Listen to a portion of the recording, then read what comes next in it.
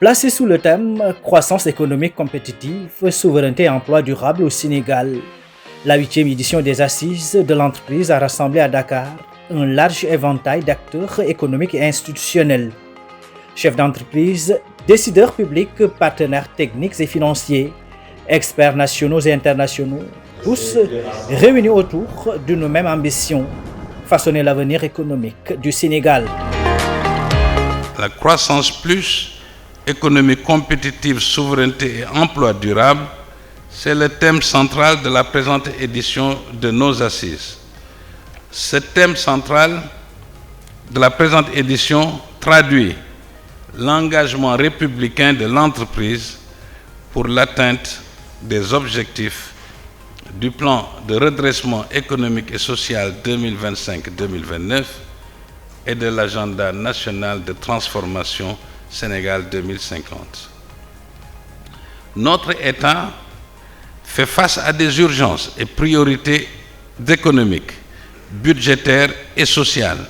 Nous en sommes conscients. La santé de l'entreprise est de plus en plus fragile dans des secteurs d'activité. Nous l'avons aussi constaté. Mais nous sommes des entrepreneurs optimistes. L'entreprise ne baisse jamais sur les difficultés, ni ne contourne les obstacles. L'entreprise les transforme en escaliers pour sa croissance et sa pérennité. Monsieur Beydi Agne, les thèmes que vous avez sont en ligne avec la politique du gouvernement. Ce thème clair et ambitieux est en parfaite convergence avec les orientations du chef de l'État, son Excellence Bassirou Diomaye Diakhar Faye et du Premier ministre Ousmane Sonko. Ce thème traduit aussi une exigence commune, faire du développement économique et durable un projet durable, inclusif, profondément ancré dans nos capacités nationales.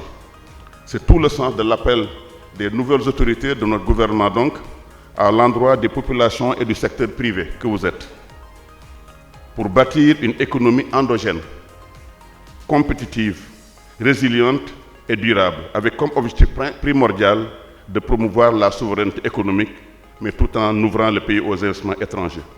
À l'heure où les bouleversements mondiaux redéfinissent les règles du jeu économique, transition énergétique, digitalisation accélérée, relocalisation des chaînes de valeur, le Conseil national du patronat entend plus que jamais jouer son rôle de force, de proposition et d'action. Durant ces 2 jours, les Assises 2025 ont offert une plateforme de réflexion et de solutions avec au programme des panels de haut niveau, des ateliers thématiques, des tables rondes et des rencontres B2B. Les échanges ont porté sur des enjeux structurants tels que le capital humain et le bien-être au travail, notamment à travers le rôle central des ressources humaines et des institutions comme l'IPM, l'institution de prévoyance maladie. Une entreprise a besoin de protéger ses salariés et dans divers risques, donc notamment en matière d'accident du travail, en matière de maladies professionnelles, en matière maintenant aussi de maladies non professionnelles que les IPM prennent en charge, donc la maladie du travailleur et des membres de sa famille. Donc vous voyez que la protection sociale est au cœur même de la performance des entreprises. Je prends un paradigme aussi trivial que fondamental. Un peuple malade ne produit pas. Un salarié malade aussi ne produit pas. Donc vous voyez que la santé est la centralité même de la performance. Il faut des travailleurs sains, des travailleurs en bonne santé pour mieux produire. La productivité du salarié dépend à 99% pour ne pas dire à 100%, puisque sans la santé, il n'y a pas d'action. Donc à 100%, la productivité du travail repose sur sa bonne santé. Nous avons engagé de très grandes réformes en matière de protection sociale, mais aussi des relations même de travail avec les entreprises. Ce qui fait que les 2 textes qui adressent ces questions-là, le Code du travail, qui adresse toute la relation professionnelle que nous avons avec les travailleurs, mais aussi également le Code de la sécurité sociale. Tous ces textes-là viennent aujourd'hui un peu adresser au mieux ces questions hautement importantes. Parce que vous savez, vous ne pouvez pas accompagner la population sans la protection sociale. C'est comme ça qu'on peut adresser en tout cas l'équité sociale. Et aujourd'hui, l'État du Sénégal, en tout cas, s'engage à accompagner davantage donc, les Sénégalais en matière de protection sociale. C'est toutes les branches de la sécurité sociale. L'insertion des jeunes et des femmes, priorité transversale du CNP, avec une attention toute particulière portée à la formation duale et à la promotion du modèle école-entreprise. Les assises, il est question de développer davantage la formation duale. C'est une formation qui met dans un même parcours l'école et l'entreprise pour faciliter l'insertion professionnelle des jeunes. Comme vous le savez, le Sénégal est un pays dans lequel 75% de la population a moins de 35 ans, dont la moitié, 50,2%, a moins de 19%. Donc la nécessité de disposer d'une formation professionnelle bien financée n'a jamais été aussi pressante. Donc c'est la raison pour laquelle nous sommes là pour discuter du rôle de la formation duale au sein du Sénégal. En ce qui me concerne, le Fonds de financement de la formation professionnelle et technique finance déjà les 3 acteurs. Parce que lorsqu'on parle de formation duale, nous avons les apprenants, nous avons les entreprises et nous avons les établissements de formation. Et au sein du Fonds de financement de la formation professionnelle et technique, le guichet de financement des demandes individuelles a pour objectif d'augmenter l'employabilité des jeunes. Je voudrais y ajouter le rôle et la mission du ministère de l'Emploi et de la formation professionnelle et technique qui est de former cette formidable jeunesse et de la mettre à la disposition des entreprises de notre pays.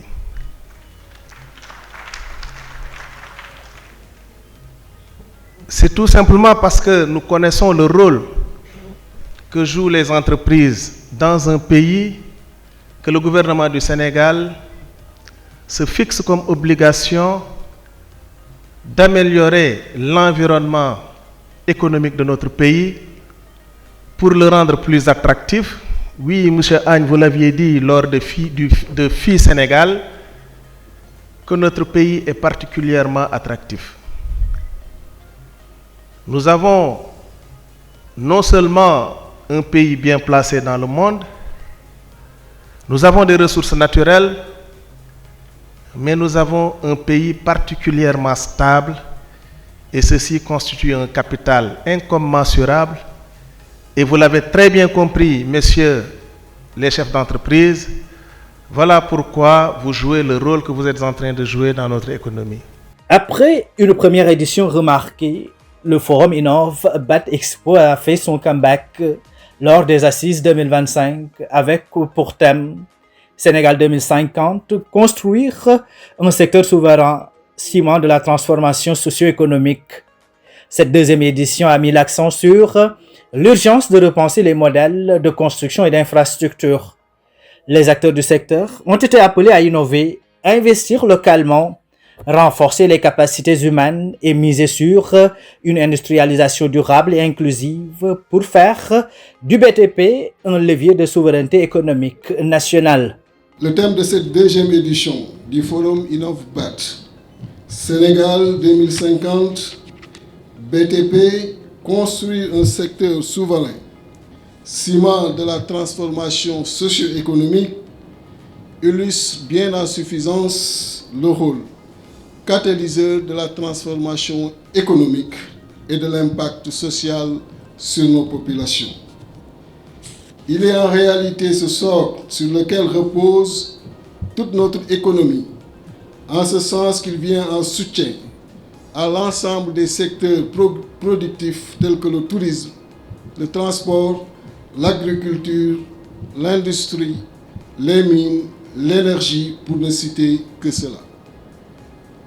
C'est avec le BTP que les infrastructures sociales, notamment sanitaires, éducatives, sportives, entre autres, sont construites et entretenues pour améliorer les conditions de vie des populations. Nous, secteur privé national sénégalais, nous, acteurs du BTP, n'avons de cesse depuis des décennies de bâtir les routes du Sénégal. Je ne cesse de le répéter quand l'occasion m'en est donnée. Le BTP sénégalais est un BTP résilient, mais c'est un BTP surtout compétitif, un BTP qui s'exporte et qui fait de très belles réalisations au Sénégal comme à l'extérieur. Voilà, je pense que de ce point de vue, nous sommes complètement en phase avec les attentes de notre gouvernement et avec les attentes du nouveau ministre des Infrastructures. Nous voulons être un acteur de souveraineté et c'est en ce sens que le syndicat du BTP ne cesse depuis quelques années justement de travailler dans ce sens. Nous avons le sentiment que nous ne pouvons pas rester insensibles aux efforts de l'État et tous les acteurs du BTP ne cessent de se positionner, d'être aux côtés de leur État. Il est souvent au Sénégal, on loue souvent la qualité des opérateurs, des entreprises étrangères, celles qui viennent de pays lointains notamment. Mais sachez que lorsqu'il y a un problème, lorsqu'il y a une route qui rompt, lorsqu'il y a un pont qui s'effondre et qu'il faut tout de suite le réparer, les entreprises sénégalaises répondent toujours présents, sans réfléchir, sans demander à être payées au préalable ou des garanties. Et c'est cela que nous voulons perpétuer. Donc il n'y a que les Sénégalais qui peuvent aider les Sénégalais. Il n'y a que les entreprises de BTP sénégalaises qui peuvent rester indéfiniment auprès des autorités et auprès des populations. Le digital n'est plus l'avenir, il est bien le présent et le CNP l'a bien compris. La forte participation au Salon international des professionnels de l'économie numérique, marquée notamment par la présence du ministre de la Communication, des Télécommunications et du Numérique, Alioune Sall, a confirmé le rôle stratégique de ce secteur.